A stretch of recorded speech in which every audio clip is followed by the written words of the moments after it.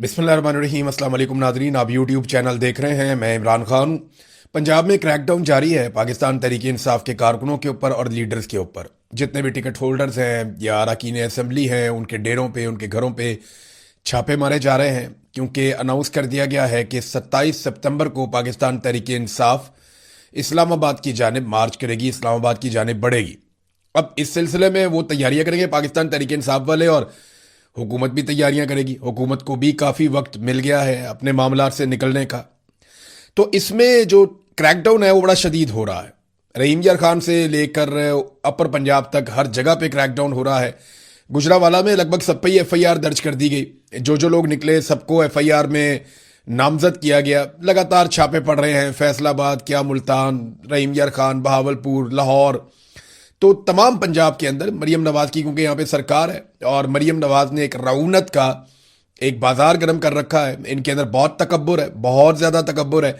और अल्लाह रब्बुल इज़्ज़त को ये आकड़ पसंद नहीं है। ये आकड़ अल्लाह ताला तोड़ देता है, हमेशा अल्लाह ने तोड़ी है, तो ये भी आप टूटती हुई अपनी आंखों से देखेंगे। बहरहाल हर तरफ छापे मारे जा रहे हैं, चादर और चार दीवारी का तकद्दुस पामाल किया जा रहा है, सिर्फ इस वजह से कि लोगों ने पाकिस्तान तहरीक इंसाफ का झंडा उठाया।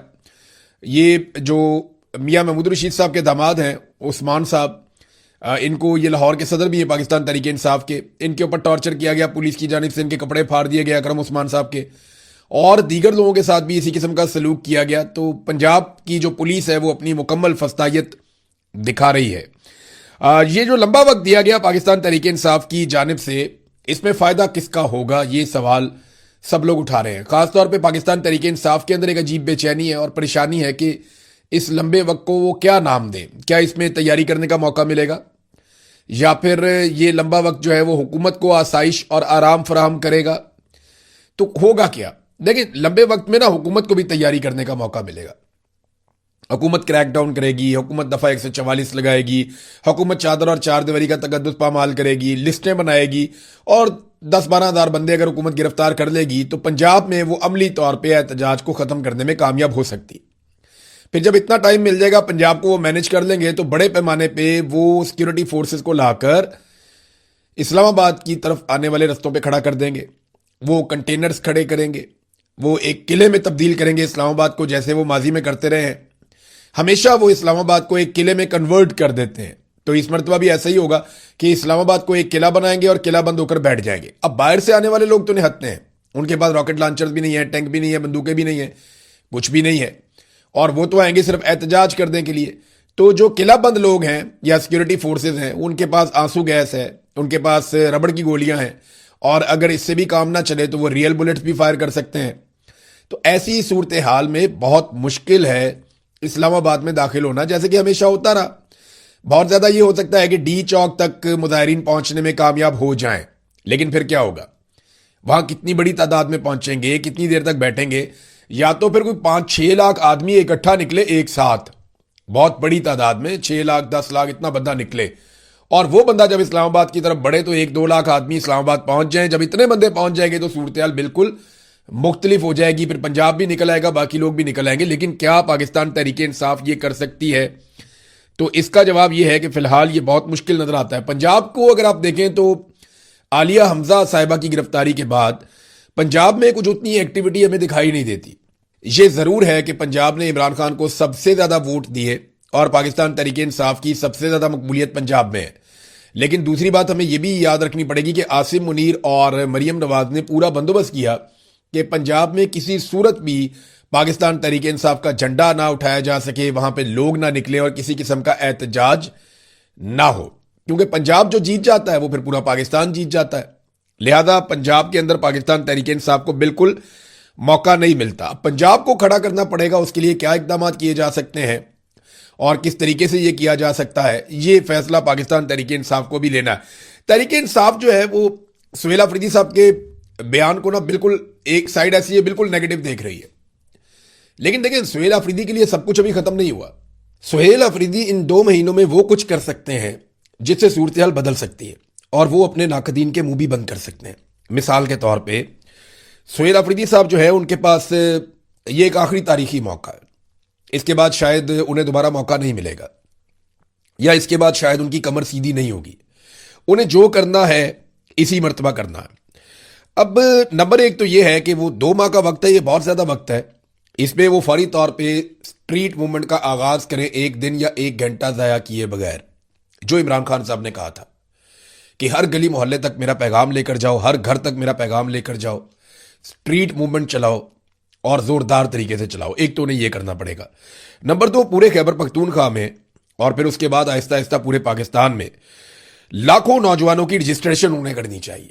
یعنی وہ جو عمران خان رہائی امن فورس بنا رہے تھے، یا عمران خان صاحب کی رہائی کے لیے نوجوانوں کی ایک رجسٹریشن ہو رہی تھی، جہاں وہ کہتے ہیں کہ 60,000 نوجوان رجسٹرڈ ہوئے ہیں، اگر وہ ان نوجوانوں کو جنہیں رجسٹرڈ کیا گیا ہے ان کو دوبارہ سے ری الائن کریں اور بڑے پیمانے پہ رجسٹریشن کریں، لاکھوں نوجوانوں کو خیبر پختونخوا سے اور باقی پاکستان سے بھی جمع کریں، تو یہ ایک بڑا زبردست قدم ہو سکتا ہے.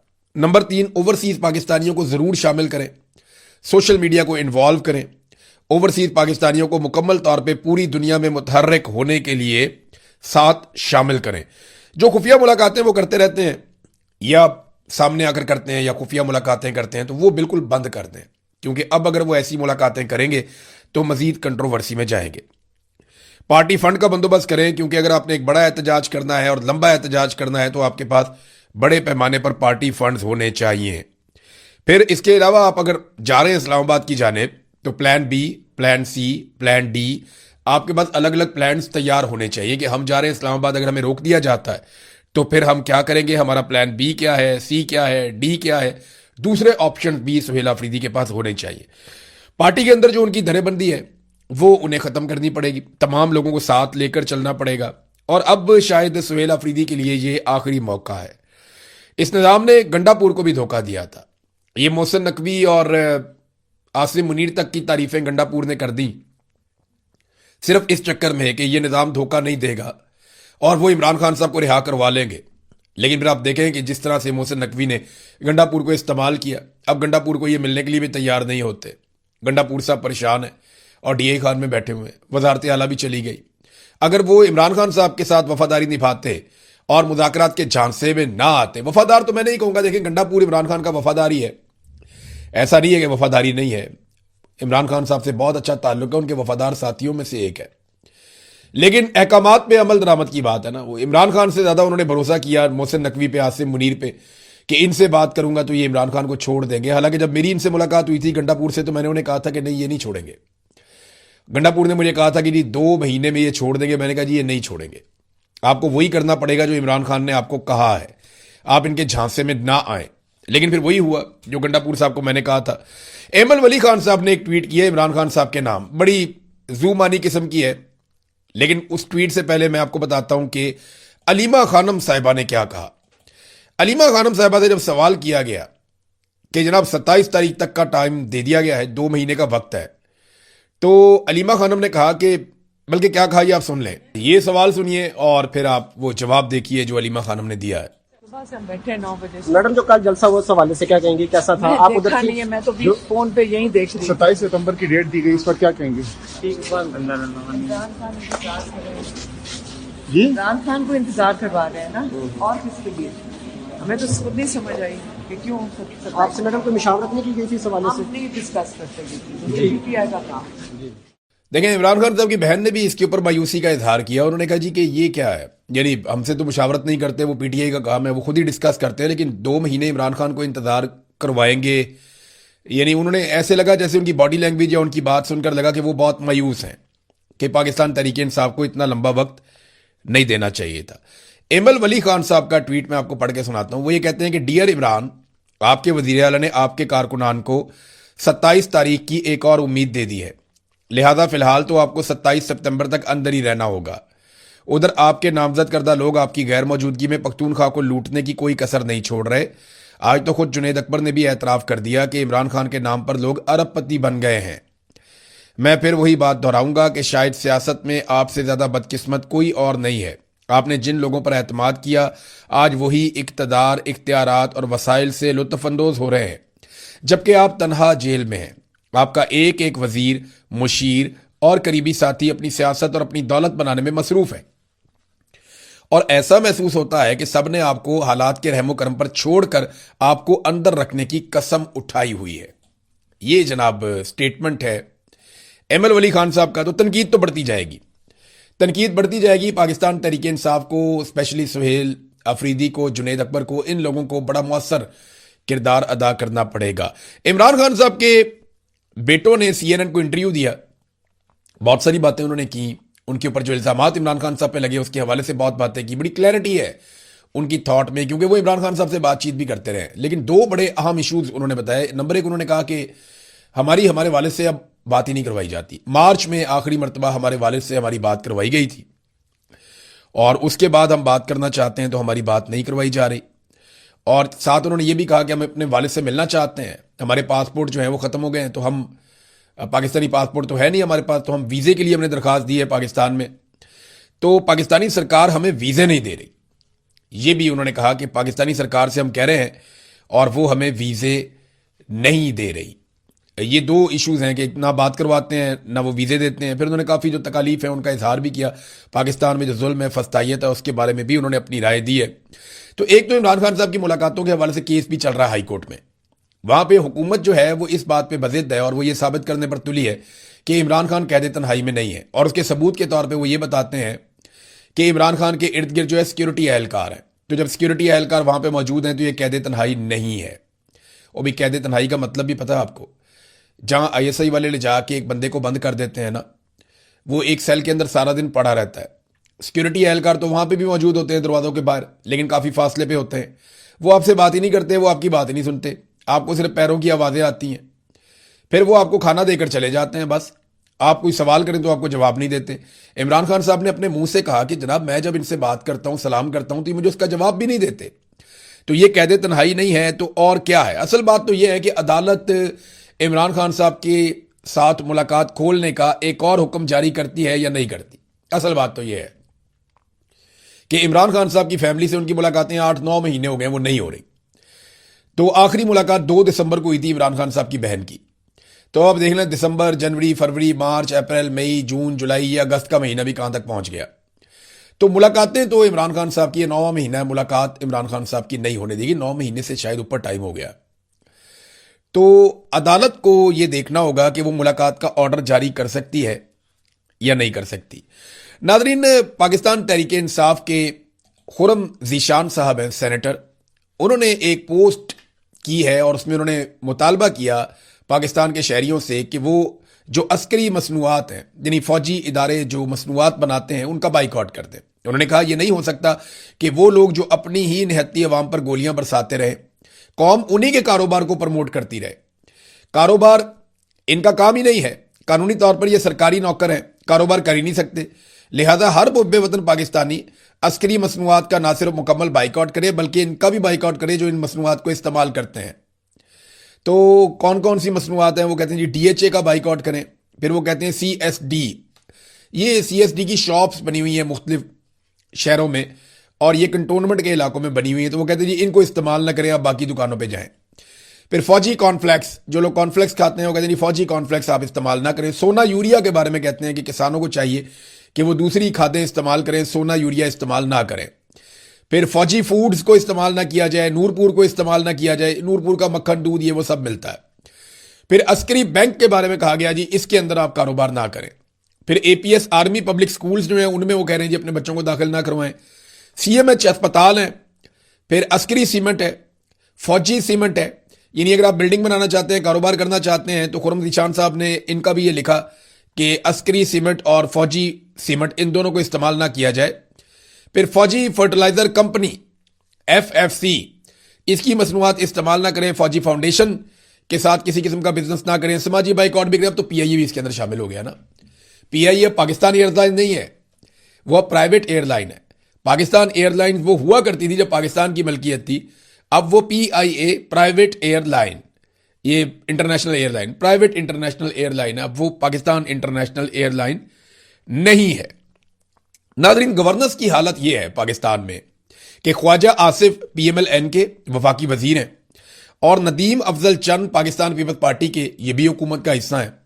ये दोनों गवाही दे रहे हैं कि उन दोनों ने पैसे देकर ट्रांसफार्मर ठीक करवाए हैं। थोड़े दिन पहले ये गवाही ख्वाजा आसिफ ने दी थी और अब ये गवाही नदीम अफजल चंद ने दी है। तो आप अंदाजा करें कि पैसे देकर अपना काम करवाना पड़ रहा है वफाकी हुकूमत के नुमाइंदगान को भी। फिर जनाब वफाकी वजीर हैं कैसर अहमद शेख साहब, ये फेडरल मिनिस्टर हैं, वो ये कहते हैं पुलिस उनकी बात ही नहीं सुनती, उनकी चोरी हो गई है और पुलिस आती नहीं है।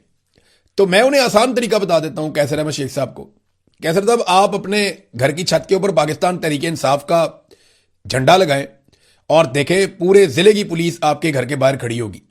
पुलिस को बुलाने का सबसे आसान तरीका यह है कि आप ये कह दें कि फलाना जो है उसने पाकिस्तान तहरीक इंसाफ का झंडा लगा दिया है, फलाने ने इमरान खान साहब की फोटो लगा दी है, फलाना जो है वो पाकिस्तान तहरीक इंसाफ के लिए एक एहतजाज का बंदोबस्त करना चाह रहा है या एहतजाज का इरादा रखता है। तो आप देखें फिर पुलिस कैसे आपके घर में घुसती है, फिर आप पुलिस को बताएं जनाब यहां पे तो चोरी हुई है। तो आसान तरीका मैंने आपको बता दिया है। नाज़रीन, परवेज हूद भाई ने एक खबर दी थी, बल्कि एक इंकशाफ किया था कि DGISPR ने इस्लामाबाद की 25 यूनिवर्सिटियों के वाइस चांसलर्स को बुलाया और उन्हें बताया कि कैसे बच्चों को मुहिब्बे वतन बनाना है और उनको उसके नुस्खे बताए, तरीकाकार बताया कि बच्चों को मुहिब्बे वतन बनाएं। जब एक आधे VC ने कोई सवाल पूछ लिया तो उसकी अच्छी खासी दुर्गत बना दी गई वहां पे, तो फिर बाकी सारे चुप करके बैठ गए। अब फौजियों के सामने कौन बोले, इनके पास हथियार है, उनके पास कलम है बेचारों के पास। तो बहुत सारे लोगों ने कहना शुरू कर दिया जी ऐसी तो कोई मुलाकात ही नहीं हुई है, तो झूठ बोल रहे हैं परवेज हूद भाई, ये मुलाकात तो हुई नहीं, परवेज हूद भाई झूठ बोलता है। ये इस किस्म की बातें की गई कि DGISPR से तो VCs मिले ही नहीं। तो अब जनाब ये आ गई खबर, हम रख देते हैं आपके सामने। इस खबर में आप देख सकते हैं, ये खबर है 20 मई 2026 की, आज से लगभग 2-2.5 माह पहले की ये खबर है। तो 20 मई 2026 को DGISPR ने एक सेशन किया यूनिवर्सिटीज के VCs के साथ, फैकल्टी मेंबर्स के साथ रावलपिंडी में। तो ये एक वर्कशॉप हुई थी। तो ये देखें ना, है ना आपके सामने, इसमें एक तस्वीर भी जारी की गई थी DGISPR की और ये VCs के साथ खिताब कर रहे थे।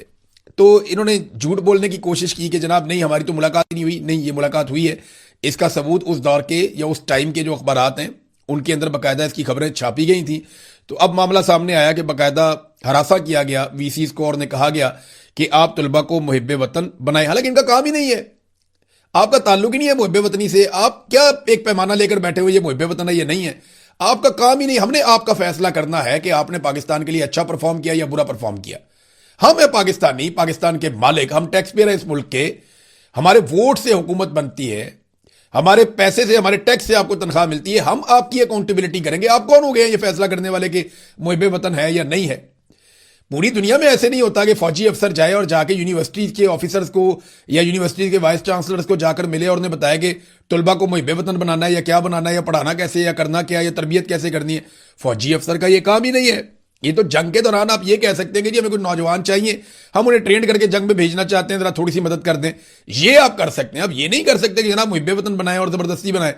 गद्दारी के सर्टिफिकेट और मुहिब्बे वतनी के सर्टिफिकेट, ये हमारा ना मशगला बन गया पाकिस्तान में मिलिट्री एस्टेब्लिशमेंट का। और हर चीज के अंदर इनकी दरअंदाजी है। यानी मईशत की हालत आप ये देखें कि अभी 25% का तजारती खसारा जुलाई के महीने में पाकिस्तान को हुआ है। ये थोड़ा नहीं है, 25% बढ़ गया है।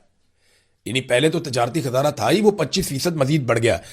यानी तजारती खसारा क्या होता है? जो चीजें आप बनाकर दुनिया को भेजते हैं और जो चीजें आप दुनिया से मंगवाते हैं, अगर इसमें फर्क आ जाए तो यह खसारा होता है। यानी आपने ज्यादा चीजें मंगवाई और कम पैसों की चीजें भेजी, यह है खसारा। हमने दुनिया को जो चीजें भेजी जुलाई के महीने में वो $3 अरब की हैं, इससे भी कम की हैं। और जो चीजें हमने दुनिया से मंगवाई वो $9.6 अरब की हैं। $4 अरब का जुलाई में पाकिस्तान को तजारती खसारा हुआ, हुकूमत की जानिब से दी गई सब्सिडी के बावजूद। आलमी मंडी में तेल की जो कीमतें हैं वो कम होने के बावजूद पाकिस्तान में लगातार बढ़ाई जा रही, लगातार कीमतें पाकिस्तान में बढ़ाते चले जा रहे हैं, अवाम की जेबें काट रहे हैं। और ये पॉलिसी के तहत कर रहे हैं कि पैसे इकट्ठे करने का कोई और तरीका नहीं बचा, तो इस तरीके से हम पैसे इकट्ठे कर देते हैं। और एक चीज मैं आपको जाते जाते बताऊं नादरीन, ये जो इन्होंने फैसला किया ना कि आलमी मीडिया को पाबंदियां लगा दी, पाकिस्तान में रिस्ट्रिक्शंस लगा दी कि ये करना है तो ये करना होगा, ये करना है तो ये करना होगा, यहां नहीं जाना वहां नहीं जाना, इसके ना बड़े खौफनाक नताइज बरामद होंगे।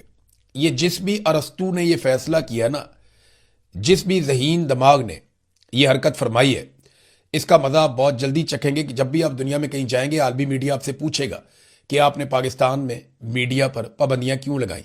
اس سے پہلے آپ یہ کہتے تھے کہ کشمیر میں آزاد میڈیا کو جانے نہیں دیتا بھارت. آپ تو کشمیر کی بات کرتے تھے نا, آپ نے تو پورے پاکستان میں ہی آزاد میڈیا کا جانا بند کر دیا. جب آپ یہ حرکتیں کریں گے تو بدنام بھی ہوں گے اور بد بھی کہلائیں گے. اب تک کے لیے اتنا ہی. اپنا خیال رکھیے گا, اپنے اس چینل کا بھی. اللہ حافظ.